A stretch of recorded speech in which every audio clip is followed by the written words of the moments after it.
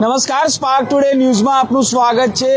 સંજીવની hospital ખાતે એક વ્યક્તિ જે બ્રેન્ડેડ જાહેર કરવામાં હતું ત્યારે તે પરિવાર દ્વારા અંગદાન કરી અને મહત્વનો ભાગ ભજવી રહ્યા છે। અન્ય લોકોનો જીવ બચે તે માટેના પ્રયત્ન કરવામાં ત્યારે વડોદરાની જે સંજીવની હોસ્પિટલ ખાતે વાત કરીએ તો જુઓ કે આ પરિવારના જે વ્યક્તિ હતા દિનેશભાઈ ચિતાભાઈ માયાવંશી પરિવાર અને તેઓ દ્વારા ગ્રીન કોરિડોરમાં આ જે તેમનો અંગો છે તે લઈ જવામાં આવશે। જુઓ કે જ્યારે જુઓ કે ખાસ કરીને આ વડોદરા સંસ્કારી નગરી છે। સંસ્કારી નગરીમાં અંગદાનનું મહત્વ હવે ધીમે ધીમે વધતું જાય છે અને ત્યારે સંજીવની હોસ્પિટલ ખાતેના સીધા દ્રશ્યો આપ જુઓ કે ફૂલોના વરસાદ પણ કરવામાં આવે છે અને આ જે વ્યક્તિ છે દિનેશભાઈ ચિતાભાઈ માયાવંશીના જે અંગો છે તે હાલ ગ્રીન કોરિડોરમાં લઈ જવામાં આવી રહ્યા છે।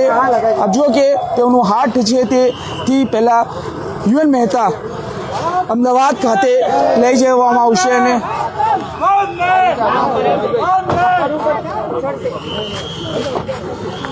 સાંસદ હેમાંગ જોશી પણ અહીંયા પહોંચ્યા છે અને તેઓને ફૂલ પણ અર્પણ કરી રહ્યા છે। આ જે મહત્વ છે તેમના પરિવારના લોકો છે તે પણ એક મેસેજ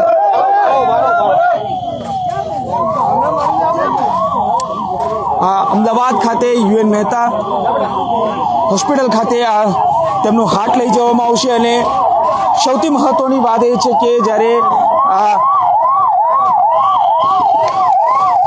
યુએન મહેતા ખાતે તેમનું હાર્ટ લઈ જવામાં આવશે। આપ જો કે ગ્રીન કોરિડોર ખાતે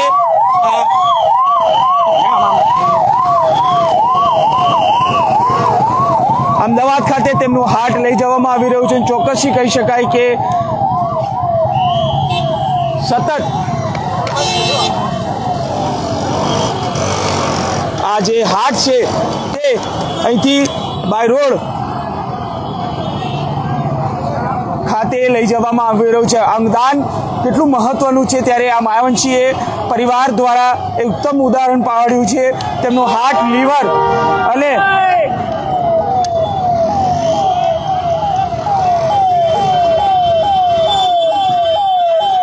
ગ્રીન કોરિડોરમાં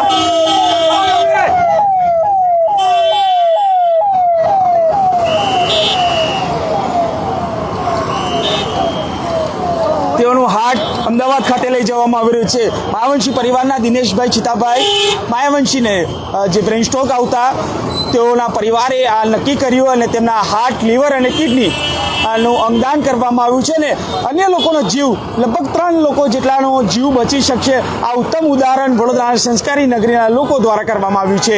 કેમેરામેન નિહાલની સાથે Surat Solanki, spark today news, Vadodara.